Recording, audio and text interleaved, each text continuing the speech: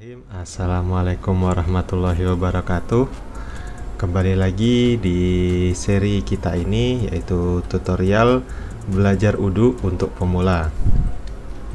Nah, pada video kali ini kita akan belajar 3 poin pada sebuah view di wudu, yaitu pertama button, yang kedua adalah notebook atau peg atau tab, selanjutnya invisible atau read only, dan kondisional untuk berdasarkan parameter tertentu. Oke, untuk sekarang adalah button.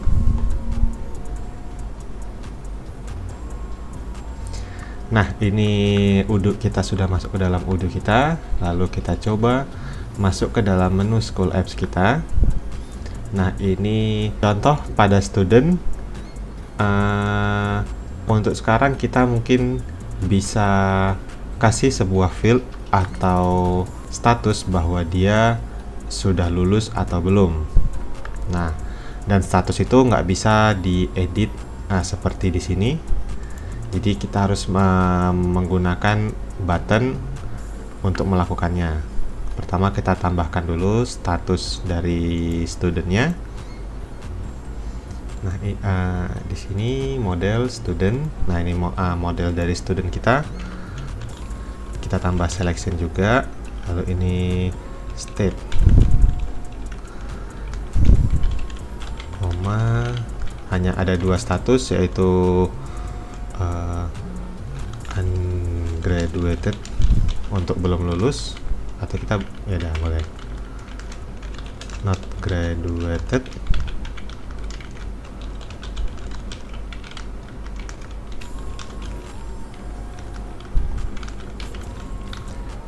dan defaultnya default ungraduated. Oke. Lalu untuk state ini berarti hanya muncul di preview dulu. State untuk di view dari studentnya, state baru di sini tidak muncul biar dia tidak bisa diedit. Coba kita restart servernya dulu, lalu kita refresh. Oke, kita lihat. Nah, ini statusnya semuanya masih belum lulus, not graduated. Di dalam nggak muncul biar nggak bisa diedit. Oke. Nah, kita menggunakan button untuk mengganti atau mengupdate status dari siswa tersebut. Untuk menambahkan button di dalam form view, tentunya kita perlu membuka dari form view ini. Nah, di dalam sheet, lalu di atas dari grup atau sebelum dari grup, di sini teman-teman bisa masukkan div class OE button box seperti ini, lalu name button box. Nah, ini untuk div awalnya, lalu di sini tambahkan button.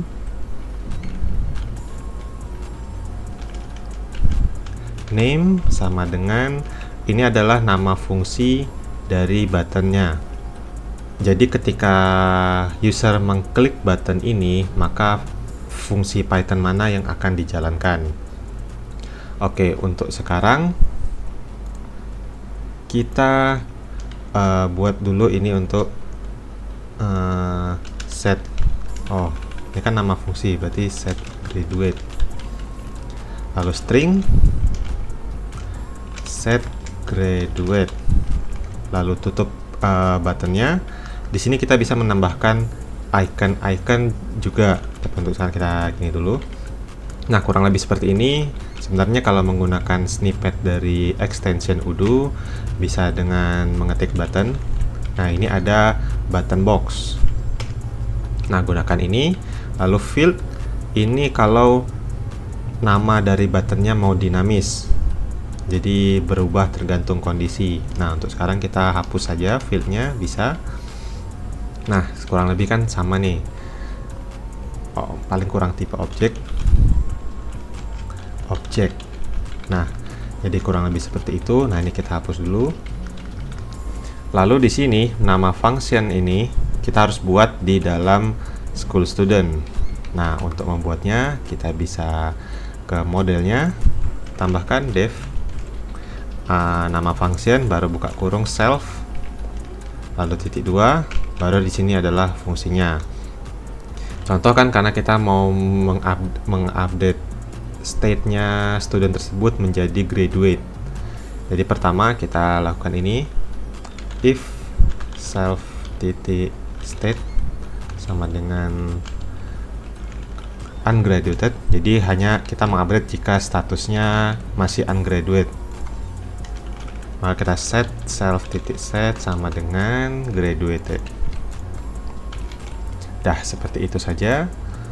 Boleh tambahkan return true.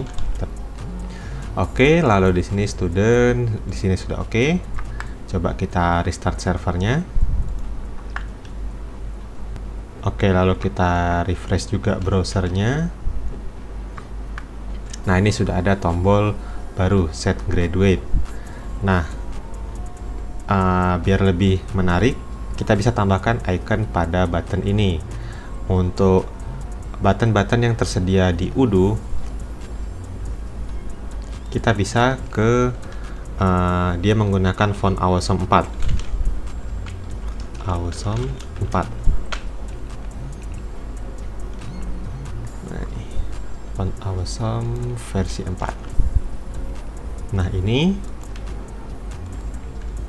inilah font-font yang icon yang tersedia pada Odoo. Dia menggunakan library font Awesome versi 4. Contoh, kita mau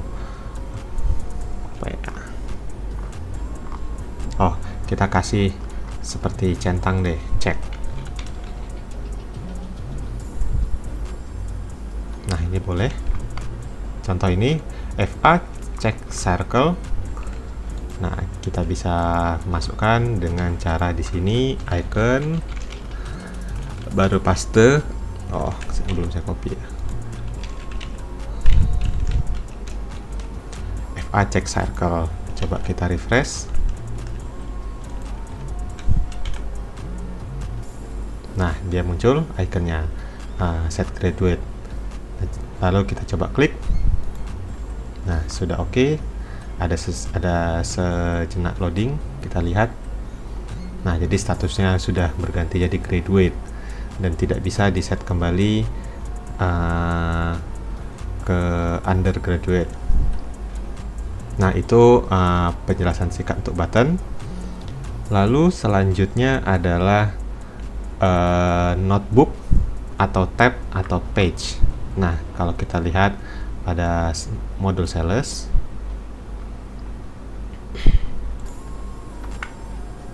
nah ini yang seperti ini contoh. Nah, kita bisa terapkan pada absensi. Oke, di sini absensi. Nah, sebelumnya kan ini list student yang absen pada hari tersebut. Nah, kita bisa masukkan ini ke dalam sebuah tab, yaitu dengan cara kita ke menu absensi. Di luar dari grup, di dalam sheet. Nah, sini kita bisa masukkan notebook otomatis. Nah, kalau kita menggunakan snippet Odoo seperti ini, notebook, ada pilihan seperti ini dan akan otomatis dibuatkan page. Nah, ini kita tutup. Nama dari page-nya bisa dibuat atau dihapus pun tidak masalah. Lalu string ini student list. Nah, lalu di sini kita bisa pindahkan ini ke dalam page ini. Nah, seperti itu saja. Coba kita langsung refresh karena hanya perubahan di XML. Nah, jadi dia sudah ada di dalam sebuah tab namanya student list. Nah, kalau kita ingin menambahkan jika ada data-data lain yang ingin ditampilkan, bisa nanti di dalam sini. Contoh state dan ini kita bisa pindahin deh untuk sebagai contoh. Tambahkan saja page baru, kita bisa copy. Nah, ini misalnya information. Nah, di dalamnya itu adalah field dari state. kita bisa buat ini dalam grup, lalu field name state. Nah, seperti ini. Nah, jadi sudah ada beberapa tab. Kalau kita lihat di sini dalam information, state-nya done. Nanti kalau ada beberapa tambahan informasi lain atau ingin membuat tab baru, cukup kita duplikat dari page-nya. Nah, semudah itu. Lalu selanjutnya adalah visibility dan read only. Maksudnya adalah contoh ini fieldnya muncul nih, tapi sekarang kita mau hilangin karena kita sudah pindahkan di sini, tapi nggak dihapus. Nah, itu kita bisa dengan cara di sini kita ada sebuah parameter di dalam view XML-nya, yaitu invisible. Nah, kita bisa taruh 1, artinya true. Kita save. Nah, dia bakal hilang, tapi fieldnya ada, namun dia hilang. Lalu ada juga read only, 1 juga. Nah, berarti di sini fieldnya tidak hilang, tapi hanya dalam status read only. Jadi di sini tidak bisa kita edit. Nah, tapi karena ada ini, jadi kan kita bisa edit. Nah, apa fungsi atau apa tujuan dari invisible dan read only? Nah, karena nanti selanjutnya kita akan ada namanya kondisional. Jadi contoh kalau memang user yang sedang login memiliki akses untuk mengupdate, maka dia akan bisa mengedit atau tidak read only. Namun jika tidak memiliki akses, dia bakal read only. Nah, gimana kondisionalnya? Contoh nih, untuk absensi ini jika statusnya sudah done, kita ingin semuanya tidak bisa diedit lagi, dia read only. Nah, caranya adalah pada field ini kita kasih read only sama dengan petik state sama dengan done. Nah, untuk field yang akan menjadi kondisional itu tidak boleh ya. Jadi udo akan rancu. Jadi ini kita biarkan only state sama dengan done, dan ini pada fieldnya. Oke, save. Lalu kita coba refresh. Nah, jadi ini statusnya sudah done, tapi tanggal list student tidak bisa, tombol add new lainnya sudah hilang. Nah, pada information juga di sini sudah di disable. Oke, seperti itu. Nah, lalu kita coba contoh buat data baru. Contoh absensi tanggal 30. Kita masukkan list murid-muridnya. Select, save. Nah, ini kan status masih draft, jadi tentu masih bisa diedit. Lalu kita ganti on progress, masih bisa diedit, draft ke done. Nah, oke, save. Nah, jadi sudah hilang langsung otomatis dan langsung read only. Nah, selain read only, invisible pun juga bisa kita lakukan kondisional. Cukup dengan di sini awal sebelumnya kita buat read only tadi, kita ganti jadi invisible. Nah, jadi di sini invisible jika statusnya done. Nah, dengan begini kita bisa melakukan kondisional tergantung kondisi apa nantinya yang diperlukan. Nah, coba saya refresh. Nah, ini kan statusnya done, tapi di sini hilang invisible. Nah, jadi kira-kira seperti itu. Tidak hanya bergantung pada status atau field, nanti bisa lebih banyak kondisional yang bisa kita lakukan dengan invisible ataupun read only. Nah, seperti itu untuk kondisional. Oke, lalu pertanyaannya, kenapa kalau statusnya tidak boleh dibuat read only, bagaimana dong kita menghandle bisa dibalikkan ke semula. Nah, untuk handle sederhana, karena sekarang kita belum mempelajari record rules atau pembuatan group access. Nah, kita bisa menghandle dengan cara, contohnya ketika status sudah diset sebagai done, kita tidak bisa mundur ke status sebelumnya, yaitu on progress dan draft. Nah, itu bagaimana caranya? Itu kita bisa melakukan override pada fungsi save. Jadi saat record ini di save, kita bisa menyisipkan fungsi untuk ngecek. Nah, untuk melakukannya, ini yang sederhana dulu, nanti akan ada yang lebih dalam lagi, yaitu kita bisa override pada fungsi def write. Self, di sini masukkan false. Nah, artinya maksudnya ini fungsi write ini sudah ada di settingan model dari Udo-nya langsung. Nah, jadi setiap kali kita membuat model, maka fungsi-fungsi ini seperti write, seperti create, read, update, delete itu sudah mereka punya fungsinya semua. Nah, ini jadi fungsinya itu untuk yang save itu namanya write, nama functionnya.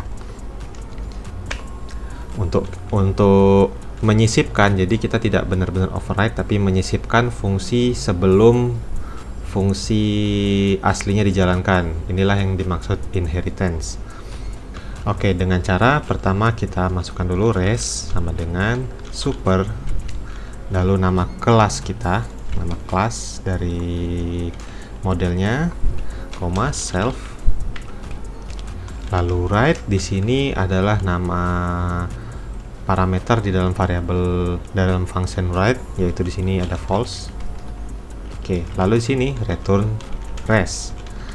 Nah, untuk menyisipkan kode sebelum atau sesudah fungsinya berjalan, kita bisa masukkan di sini. Jika kita ingin menyisipkan kode sebelum recordnya di save, kita taruh di sini. Dan jika kita ingin melakukan sesuatu setelah recordnya di save atau setelah kode aslinya berjalan, kita taruh di setelah res ini. Nah, kurang lebih seperti itu. Nah, sekarang karena kita ingin melakukan pengecekan sebelum recordnya di save, apakah statusnya sebelumnya done. Kalau sudah done, kita tidak boleh mengganti ke status sebelumnya, yaitu draft atau progress. Nah, jika ingin debugging melalui terminal, kita bisa menggunakan print. Contoh seperti ini, false. Nah, kita ingin melihat data dari false-nya. Lalu kita refresh, restart servernya. Lalu kita refresh browsernya. Oke, ini pertama kita ganti dulu jadi done. Nah, di sini kita set dia menjadi on progress. Lalu kita save. Kita lihat nih dalam terminal. Ini kan muncul nih printan kita. Tadi yang awalnya ubah menjadi done, lalu ini menjadi progress. Nah, di sini kita cek dulu apakah datanya untuk sekarang statusnya apa. Nah, jadi kita bisa lakukan seperti ini, if self.state sama dengan done.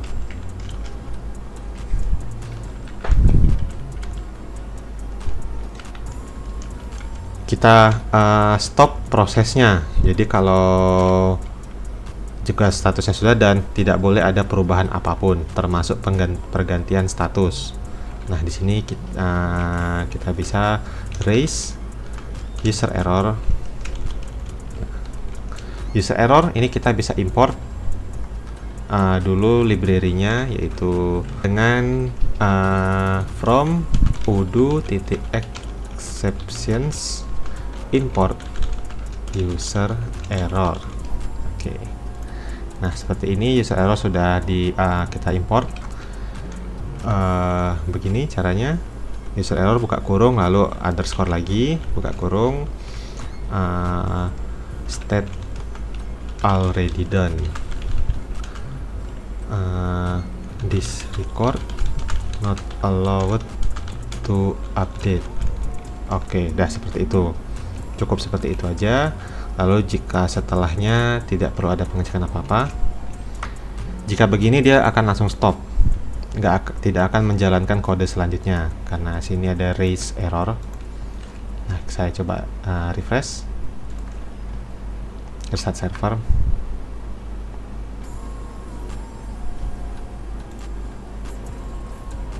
Nah, ini kita refresh dulu, kita ganti dulu statusnya menjadi done. Harusnya tidak masalah karena sebelumnya statusnya masih on progress. Nah, lalu ketika done, saya ingin ganti menjadi on progress kembali.